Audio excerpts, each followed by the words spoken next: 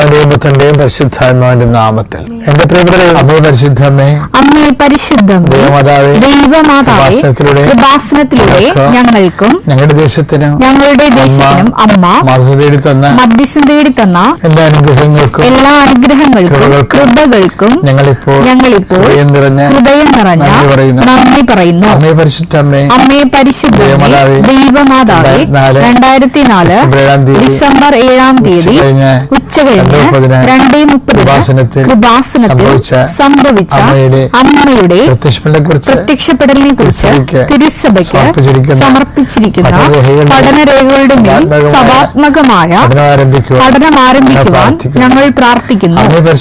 അമ്മേ പരിശുദ്ധമേ, ഭൂസ്വർലോകങ്ങളുടെ രാജ്ഞിയായ അങ്ങേയ്ക്ക് ഭൗമ സംരക്ഷണത്തിനായി പ്രപഞ്ചപ്രകൃതിയെ തന്നെ തിരുസഭ പ്രതിഷ്ഠിക്കുവാൻ ഈ പ്രത്യക്ഷീകരണം വഴി ഇടയാക്കണമേ.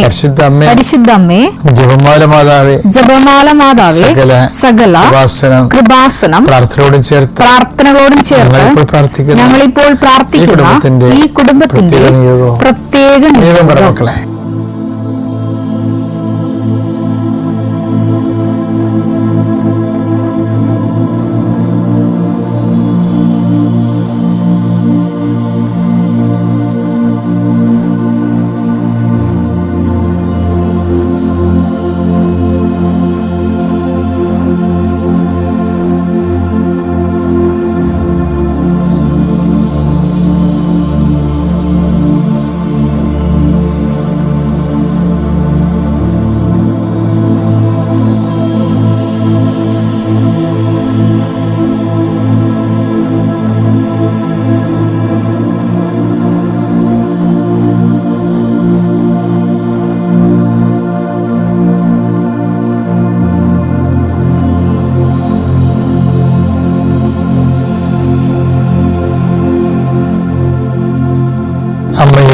അമ്മയുടെ പ്രത്യക്ഷീകരണത്തിന്റെ അനുഗ്രഹവേളയിൽ ഞങ്ങൾക്ക് സാധിച്ചു തരുവാൻ കഴിയണമേ.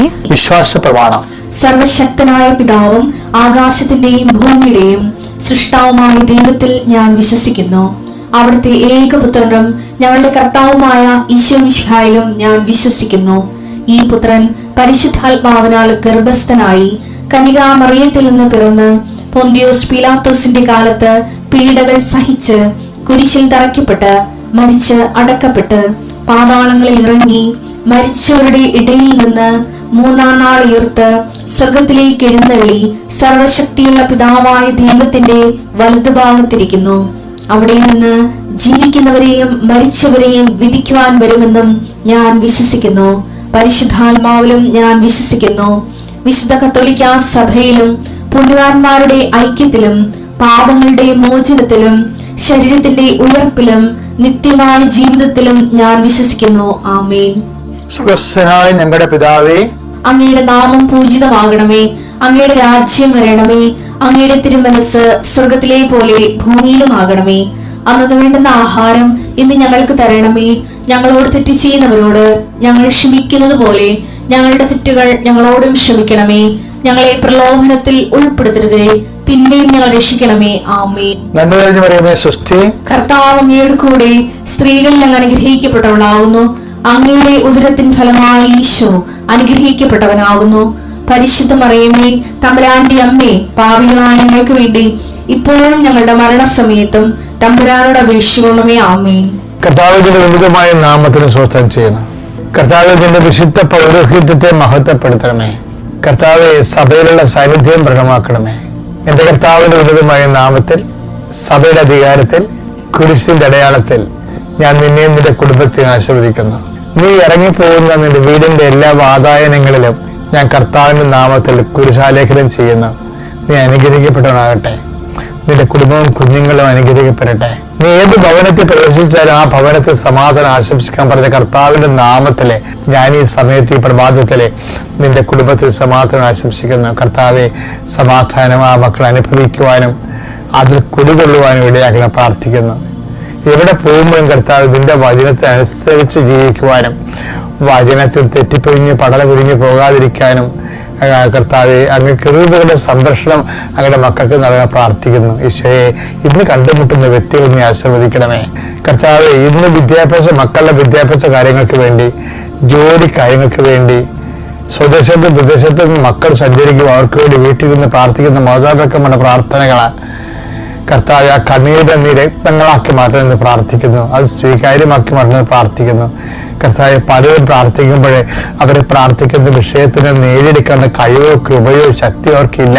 കർത്താവ്, ഞങ്ങൾ നിന്റെ പീഡാനുഭവത്തിന് ശക്തിയാൽ, കുരിശുമരണത്തിന് ശക്തിയാൽ, അതിനേക്കാൾ വരുന്ന ഉയർത്തുന്ന ശക്തിയാൽ അങ്ങയുടെ മക്കളുടെ പ്രാർത്ഥനകൾ സ്ഥിരിക്കൊള്ളുകയും മാതാവിന്റെ മധ്യസ്ഥത അവർ സ്വീകരിക്കപ്പെടുകയും ദൈവത്തിന്റെ കണ്ണീരുടെ അവരെ വിതക്കാനുള്ള വിത്തുമായി പോകുന്നു. അവരെ ജയഘോഷത്തോടെ കുരുതക്കറ്റയുമായിട്ട് വരുന്നു എന്ന് പറഞ്ഞ കർത്താവിന്റെ വചനം ഇന്ന് നിന്റെ ജീവിതത്തിൽ പാലിക്കുകയും നീ രാത്രി തിരിച്ചു വരുമ്പോൾ സന്തോഷത്തോടെ തിരിച്ചു വരുവാൻ ഇടയാകണമെന്ന് പ്രാർത്ഥിക്കുന്നു.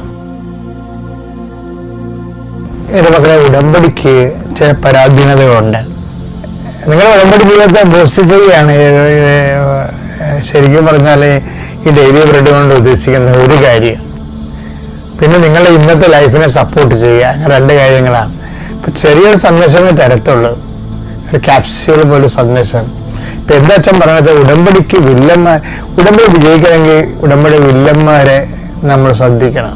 ഉടമ്പടിയിലുള്ള വില്ലന്മാരാണ് ഉടമ്പടിയുടെ കാര്യങ്ങൾ താമസിപ്പിക്കണത്. ഇപ്പൊ കഥകളൊക്കെ വരുമ്പോ ഹീറോയും വില്ലനും ഇല്ലേ, ഇതുപോലെ തന്നെ ഈ വില്ലൻ എപ്പോഴും ഹീറോയുടെ മുന്നേറ്റങ്ങളെ തടയും. ഉടമ്പടിക്ക് വില്ലനുണ്ട്, അത് ഈ ഹീറോയുടെ മുന്നേറ്റങ്ങളെ തടയുന്നുണ്ട്. എബ്രഹാത്തിൽ ഉടമ്പടി ഹീറോ ആരാണ്? എബ്രഹാം തന്നെ ഹീറോ. പക്ഷേ എബ്രഹാത്തിലെന്താ പറയണത്, ഈ ആകാശത്തെ നക്ഷത്രങ്ങളെ പോലെ അല്ലേ, ഭൂമിയിലെ മഴത്തരികളെ പോലെ ഞാൻ നിനക്ക് കുഞ്ഞുങ്ങളെ തരുമെന്നല്ലേ പറയണത്. പക്ഷെ ഒരു കുഞ്ഞിനെ കിട്ടാൻ തന്നെ എബ്രഹാത്തിന് 25 കൊല്ലം ലാഗ് ചെയ്യേണ്ടി വന്നു. അതെന്താ കാരണം? ആ വില്ലൻ ഉണ്ടായിട്ടാണ്. ആരാ വില്ലൻ? അതിൻ്റെ അകത്ത് 2 വില്ലനും വില്ലത്തിയും ഉണ്ട് അതിൻ്റെ അകത്ത്. ഇതുപോലെ തന്നെ അപ്പൊ നിങ്ങൾക്ക് ആരാണ് എബ്രഹാത്തിന്റെ ഉടമ്പടി വില്ലൻ എന്നൊക്കെ പറയാം. പിന്നെ ഒരാളുണ്ടായിരുന്നേ ഈ മോസസും ദൈവമായിട്ട് എന്നാ ഒരു സൗമ്യത ബന്ധമാണ്. പക്ഷെ ആ ബന്ധം ഉണ്ടായപ്പോഴും മോസസിനും ഈ ജനങ്ങൾക്കും കുറേ വർഷങ്ങൾ, 40 വർഷം കഴിഞ്ഞിട്ടാണ് അവര് വാഗ്ദാന നാട് ലക്ഷ്യം പ്രാപിക്കുന്നത്. വേണമെങ്കിൽ 40 ദിവസം കൊണ്ട് പ്രാപിക്കാവുന്ന കാര്യമേ ഉള്ളത്, പക്ഷെ താമസിക്കുന്നു. അവിടെ വില്ലനായിട്ട് പ്രവർത്തിക്കുന്ന ആരാണെന്നറിയാം? അഹ്റോൻ വില്ലനാണ്, ജനങ്ങളും വില്ലത്തരം കാണിക്കും. 2 വില്ലന്മാരുണ്ട്, ജനങ്ങളെപ്പോഴും വില്ലത്തരം കാണിക്കും. ദൈവത്തിന്റെ വചനങ്ങളെ മറത്തു നിൽക്കുന്നവനല്ലേ. ഇപ്പൊ കർത്താവിന്റെ ജീവിതത്തിൽ ഹീറോ കർത്താവാണ്. കവനന്റിലെ വില്ലനുണ്ട്, ആരാണ്? ആ മരുഭൂമി പ്രത്യക്ഷപ്പെട്ട പിശാചില്ലേ, അയാളെ വില്ലൻ അതിൻ്റെ അകത്ത്. ആ വില്ലൻ അന്ത്യത്താഴത്തിന്റെ ഉടമ്പടി സമയത്ത് വില്ലനുണ്ട്. യുദാസിന്റെ ഒക്കെ പ്രവചകർ കണ്ടിട്ടില്ലേ? അപ്പൊ എപ്പോഴും ഉടമ്പടിക്ക് ഒരു വില്ലനെ നമുക്ക് പ്രതീക്ഷിക്കാൻ പറ്റും. അവര് എന്ത് ചെയ്യും? അവര് മത്സരം നടക്കും.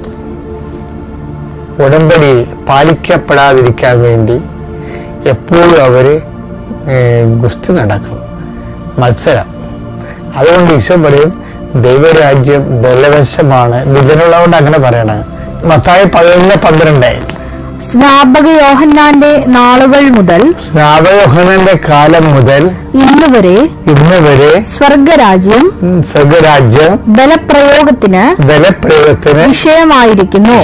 ബലവാന്മാർ അത് പിടിച്ചടക്കുന്നു. അപ്പൊ ലക്ഷ്യം പ്രാപിക്കുക. ഉടമ്പടി ലക്ഷ്യം പ്രാപിക്കുന്നതിന് ഒരു ബലം നമുക്ക് ആവശ്യമാണ്. ഈ ബലം നമ്മൾ നേടുന്നത് വിശ്വസ്തയോടെയുള്ള ഉടമ്പടി ജീവിതത്തിലൂടെയാണ്. മനസ്സിലായി? ഇപ്പൊ പ്രേക്ഷിത പ്രവർത്തനം, ആൾക്കാർക്ക് പ്രേക്ഷിത പ്രവർത്തനത്തിന്റെ അഡ്വാൻസ് രൂപങ്ങളാണ് ഇപ്പൊ കാണുന്നത്. അവരവരുടെ സാക്ഷ്യങ്ങൾ പറഞ്ഞ ആൾക്കാർക്ക് കൊടുക്കുന്നു, അതുപോലെ തന്നെ മറ്റുള്ളവരുടെ സാക്ഷ്യം പറഞ്ഞു കൊടുക്കുന്നു. അങ്ങനെ ദൈവത്തിന്റെ വിശ്വാസ കൈമാറ്റം ഏത് വെയിലത്തും മഴയത്തും ചെയ്തുകൊണ്ട് തന്നെയാണ് ആൾക്കാർ ബലം പ്രാപിക്കുന്നത്. സാക്ഷ്യജീവിതമാണ് ബലം പ്രാപിക്കാൻ ഏറ്റവും നല്ലത്. കാര്യം വില്ലനുള്ള കാരണം നമുക്ക് ഇപ്പൊ പ്രാർത്ഥനാ ജീവിതം, അതുപോലെ തന്നെ സാക്ഷ്യ ജീവിതം, അതിന് സുവിശേഷ കൈമാറ്റം, ഉപരിപ്രവർത്തനങ്ങളൊക്കെയാണ് ബലം നമുക്ക് തരണത്. അതുകൊണ്ട് ഈ ബലത്തിൽ വരുമ്പോ പിശാച് അല്ലെങ്കിൽ ഉടമ്പടിക്കെതിരെ നിൽക്കുന്ന ശക്തികളെ നഷ്ടധൈര്യമായി പോകും. വളരെ സൂക്ഷിച്ച് കൈകാര്യം ചെയ്ത് ആണ് ഉടമ്പടി വിജയിപ്പിക്കുന്നത്. അപ്പൊ നമ്മളെ ദൈവം ഉദ്ദേശിക്കുന്നത്, നമ്മളെ ഉടമ്പടി കൊണ്ട് ദൈവം ഉദ്ദേശിക്കുന്നത് നമ്മുടെ ലക്ഷ്യങ്ങൾ സാധിക്കുന്നതിനേക്കാൾ ഉപരി നമ്മളെ ആധ്യാത്മികമായി ബലപ്പെടുത്തുക കൂടി ഉടമ്പടി ലക്ഷ്യമുണ്ട്. അതുകൊണ്ട് സൂക്ഷിച്ച് വേണം. എല്ലാത്തിൻ്റെയും ഒരു മുന്നോട്ട് പോകുന്നില്ല എന്ന് കണ്ടാൽ, നിയോഗങ്ങൾ നിറവേറാൻ താമസിക്കുന്നു എന്ന് കണ്ടാൽ നിങ്ങൾ ഉടനെ ചെയ്യേണ്ടത് ബലം പ്രാപിക്കാൻ നോക്കണം. സാക്ഷ്യ ജീവിതത്തിൽ ബലം പ്രാപിക്കണം, പ്രാർത്ഥനാ ജീവിതത്തിൽ ബലം പ്രാപിക്കണം, സുവിശേഷ വിശ്വാസ കൈമാറ്റത്തിൻ്റെ ബലം പ്രാപിക്കണം. നിങ്ങളുടെ ഭാഗം ക്ലിയർ ഔട്ട് ചെയ്യണം. അവർ ബലം പ്രാപിക്കും. അവർ പിന്നെ എന്നാ സംഭവിക്കുന്നത് വെച്ചാൽ ഓട്ടോമാറ്റിക്കായിട്ട് വില്ലത്തരങ്ങളുള്ളവരെല്ലാം ഒഴിഞ്ഞു മാറും. ഇപ്പൊ എബ്രാഹത്തിന്റെ ഉടമ്പടിയിൽ ലോത്ത് ഒരു വില്ലനായിരുന്നു, സാറ ഒരു വില്ലനായിരുന്നു. ഞാൻ പറയും എബ്രാഹിം ഈ വില്ലന്മാരിലെ കാര്യം ലോത്ത് ഉണ്ടാക്കിയിട്ടുള്ള ഒരു സമ്മർദ്ദമുണ്ട്.